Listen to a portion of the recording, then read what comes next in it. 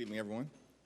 House and Senate Democrats have consistently made clear that we will sit down with anyone at any time and at any place, either here at the Capitol or over at the White House, to reopen the government, to enact a bipartisan spending agreement that actually meets the needs of the American people, and to address the Republican health care crisis. We need House Republicans to actually get serious about engaging in a bipartisan conversation that is designed to find the common ground necessary to address the issues of importance to the American people, which include the high cost of living in the United States of America. This country is far too expensive, and Republican policies have made it worse. And the Republican health care crisis that is devastating people all across the country, in urban America, in rural America, in small-town America, in working-class America, in the heartland of America, and in black and brown communities all across the United States of America. The largest cut to Medicaid in American history because of the Republican One Big Ugly Bill, setting in motion a $536 billion cut to Medicare if Congress doesn't act by the end of this year. Because of the Republican refusal to extend the Affordable Care Act tax credits, premiums, copays, and deductibles for tens of millions of Americans are skyrocketing all across the country in a manner that will deprive people of health insurance or lead to medical bankruptcy. We know hospitals and nursing homes and community-based health clinics all across the country, including in rural America, are closing because of the Republican health care crisis. And they've effectively ended medical research in the United States of America. This is a crisis that requires urgent action now. And Leader Schumer and myself have repeatedly made clear to the White House and to Republicans here on Capitol Hill that we're ready to sit down to work things out, but it has to be done in a way that actually improves the quality of life of the American people and doesn't continue to undermine it, which is what Republicans have done all year, hurting everyday Americans in order to reward their billionaire donors. Questions?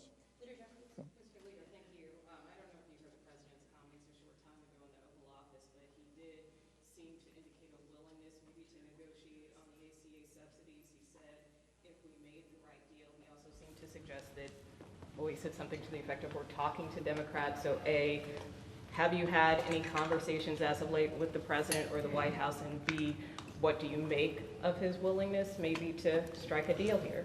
Well, the White House has gone radio silent since the Oval Office meeting last Monday, and neither Leader Schumer or myself have heard a word from the administration about resolving this issue, making clear to us that the White House wanted to shut the government down, to continue the chaos that they've been inflicting on the American people since day one of this presidency.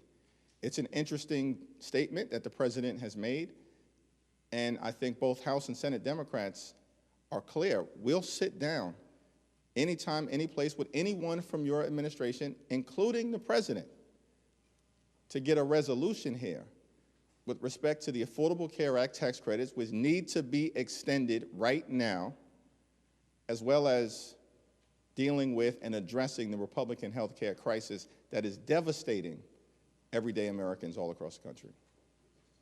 Thank you, Leader Jeffries. Do you still intend to call House Democrats back into D.C. this week at all? We have a caucus meeting at 6 p.m. today. We'll have a House Democratic caucus leadership meeting. That's the full leadership tomorrow, and I expect a strong presence of House Democrats throughout the week here in Washington. And the interesting thing to me is, why are House Republicans still on vacation? They've actually been on vacation for the last few weeks, and Mike Johnson, once again, has canceled votes. Why are they so afraid of being here at the Capitol and doing their job? Why don't Republicans want to swear in Representative-elect Adelita Grijalva? Is it the Epstein files? Is it the unwillingness to address the Republican health care crisis? Is it because they know the American people have blamed Republicans for recklessly shutting down the government? Or is it all of the above? House Democrats are here on duty. House Republicans remain on vacation. That's a shame. Back. What do you say to your young constituents, energized young constituents that helped put Mamdani in the position that he's in, and now they're calling for you to represent their wishes and endorse him? I think I've answered those questions repeatedly, and I have more to say before early voting. Thanks. Democrats historically have been relatively anti-shutdown. Are you concerned as this drags out that you might be helping normalize that as a negotiating tactic? No, we're not normalizing anything here. What we're normalizing is the notion that if Republicans want Democrats to participate in a spending bill that requires Democratic votes in the Senate, and I'm thankful for Senate Democrats who are holding strong under the leadership of Chuck Schumer. If Republicans want Democratic participation in the appropriations process, then that means we actually have to come together, sit down, negotiate a bipartisan bill, and do something that makes life better for the American people and doesn't continue to hurt everyday Americans. We were very clear from the beginning. For weeks in September, we said we will not support a partisan Republican spending bill that continues to gut the health care of the American people. We didn't hide that from anyone. We were very clear, live and direct, with Republicans and with the American people. And we're standing on the side of the American people who have experienced this devastating cut to Medicaid, this refusal to extend the Affordable Care Act tax credits, this assault on their hospitals, their nursing homes, and their community-based health centers, and the American people have understandably had enough, and Democrats are standing on their side. Michael. Thank you, Mr. Leader. You challenged Speaker Johnson to a floor debate this morning. He responded that it was a desperate plea for attention. How do you answer that response from the Speaker to your challenge to debate him on the House floor in prime time? Well, Mike Johnson and I, have a very open and candid and forward-looking relationship, and that will continue. But for the life of me, I can't understand. They don't want to defend their position privately. This is Republicans, extreme MAGA Republicans, and they don't want to defend their position publicly because their position related to gutting the health care of the American people and shutting down the government is indefensible. And we continue to give them every opportunity, every single opportunity, to explain themselves to the American people. Yet Republicans are on the run. That's why they're on vacation right now. That's why votes were canceled last week by Republicans in the House, and votes have been canceled this week. We're in the middle of a shutdown and a chaotic presidency that begun on January 20th and continues. This is a cost of living crisis that the American people are confronting. Donald Trump promised that costs would go down on day one. Republicans promised that costs would go down on day one. Costs haven't gone down, they've gone up. America's become far too expensive. Inflation is on the way up. Electricity bills skyrocketing through the roof. Grocery costs out of control. Housing costs getting more and more expensive. And now Republicans are setting in motion the fact that housing and health care and grocery prices and all of the day-to-day expenses that the American people experience is not going to get better, it's going to get worse. And this health care crisis is exacerbating that. Yep, back. Sorry, I have to wear my heels today. Okay, I see you. There was a new poll out today from CBS News. It was a CBS News and YouGov poll, and it basically says that Americans, by and large, pretty much evenly distribute blame on Republicans, Democrats, and then 30% blame both of you guys. Why do you think that they're not blaming Republicans far more the way that you are? The overwhelming balance of public sentiment clearly is that Republicans control the House, the Senate, and the presidency. Republicans have shut the government down. They've shut the government down because of their refusal to address the health care crisis that they've created. We're standing on the side of the health care of everyday Americans, working class Americans, middle-class Americans, and hard-working American taxpayers, and we're going to continue to stand on their side. because this issue matters. Lowering the cost of living matters. Making sure that the high price of health care doesn't continue to escalate in ways that's going to bankrupt people, that matters. That's why we're in this fight until we win this fight. Yes.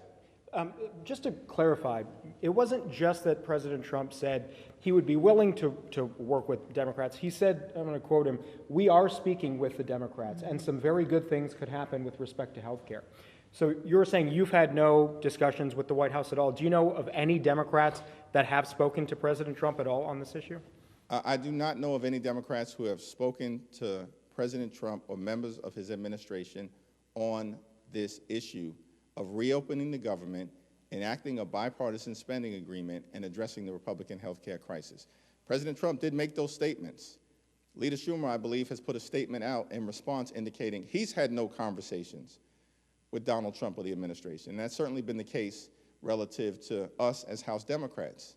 That said, we're open. We've been calling for bipartisan conversations to address the Republican health care crisis, which includes extending the Affordable Care Act tax credits so that tens of millions of Americans don't experience dramatically increased premiums, copays, and deductibles in an environment where the cost of living for everyday Americans is already too high.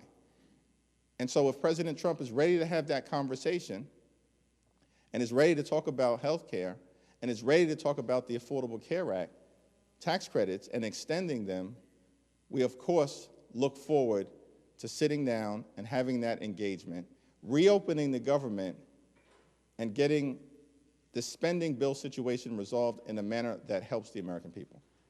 Last question. Thank you, Leader Jeffries. What do you make, though, of the president's comments today? What does that signal to you?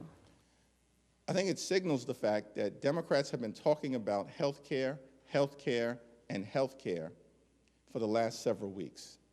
Republicans initially claimed that Democrats were not serious. We are very serious about the issue of improving the quality of life of the American people, about canceling the cuts, lowering the costs, and saving health care. Very serious about it. And we class Americans and can't be bothered to extend them at all. And certainly have taken a position that there's no circumstance where we will extend them permanently. This is because Republicans have very different priorities than we do. And our priorities as Democrats, House Democrats and Senate Democrats, will continue to be standing up for working class Americans, middle class Americans, and everyday Americans who need us to fight for their health care, and we're in this fight until we win this fight on their behalf. Thank you all.